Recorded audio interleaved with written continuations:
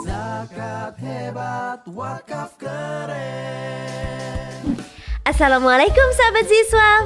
Kalian udah tahu belum kalau program KUA Percontohan Ekonomi Umat di tahun 2021 berhasil menyalurkan manfaat untuk 108 usaha yang tersebar di sejumlah daerah? Banyak banget kan sampai 108 usaha? Kira-kira usaha apa aja dan gimana bentuk manfaat yang mereka dapat?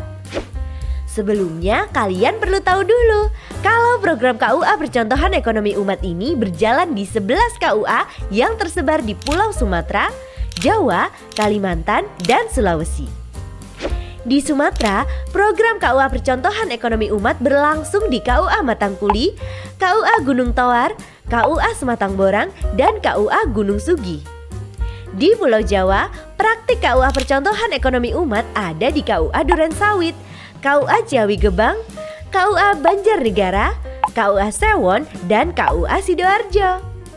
Terakhir di Pulau Kalimantan dan Sulawesi, KUA Percontohan Ekonomi Umat dilaksanakan di KUA Banjarmasin Timur dan KUA Biringkanaya. Selama berjalan, program KUA Percontohan Ekonomi Umat di 11 area itu menerima berbagai manfaat loh sahabat siswa. Manfaat yang dimaksud tentu beragam. Salah satunya mendapatkan bantuan uang sejumlah 10 juta rupiah untuk pengembangan usaha. Selain mendapat bantuan dalam bentuk materi, para penerima manfaat juga mendapatkan pembekalan, pendampingan dari lembaga amil zakat, hingga perluasan koneksi untuk pengembangan ke depannya. Apa aja sih bentuk usaha yang telah dibantu oleh program KUA Percontohan Ekonomi Umat? Jawabannya tentu banyak banget loh sahabat siswa. Secara total ada 108 usaha yang terbantu lewat program KUA Percontohan Ekonomi Umat. 108 usaha itu berasal dari berbagai jenis usaha yang berbeda. Secara garis besar jenisnya kita bagi menjadi 9 bidang. Pertama, usaha makanan. Kemudian ada juga kebutuhan pokok, ternak, perkebunan dan pertanian, pakaian, bengkel, kerajinan, fashion, dan lain-lain. Menariknya, yang paling banyak memperoleh manfaat dari program KUA Percontohan Ekonomi Umat adalah jenis usaha makanan.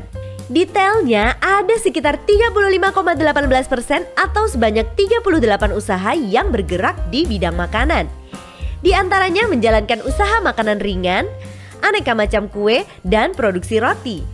Jenis usaha kedua 19,4% atau sebanyak 21 usaha yang bergerak di bidang peternakan, di antaranya ternak lele, ayam, dan itik. Gak cuma itu aja, ada sekitar 12,9% atau 14 pelaku usaha lainnya yang bergerak di bidang pakaian. Terus ada juga sekitar 12% atau 13 pelaku usaha penerima manfaat yang ngejalanin usaha kebutuhan pokok. Misalnya membuka warung sayur, toko kelontong, dan pembayaran tagihan rumah tangga. Gak cuma itu, ada juga sekitar 6,4% atau sekitar 7 pelaku usaha bengkel yang ikut ngerasain manfaat sama. Belum selesai nih, ada juga loh sekitar 4,6% atau sebanyak 5 orang petani.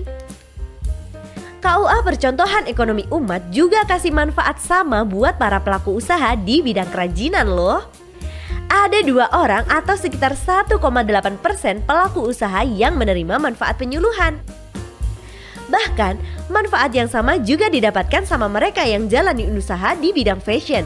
Misalnya, usaha penjualan parfum bahkan sampai modeling. Ada 3 pelaku usaha atau sekitar 2,7% penerima manfaat KUA Percontohan Ekonomi Umat yang bergerak di bidang ini.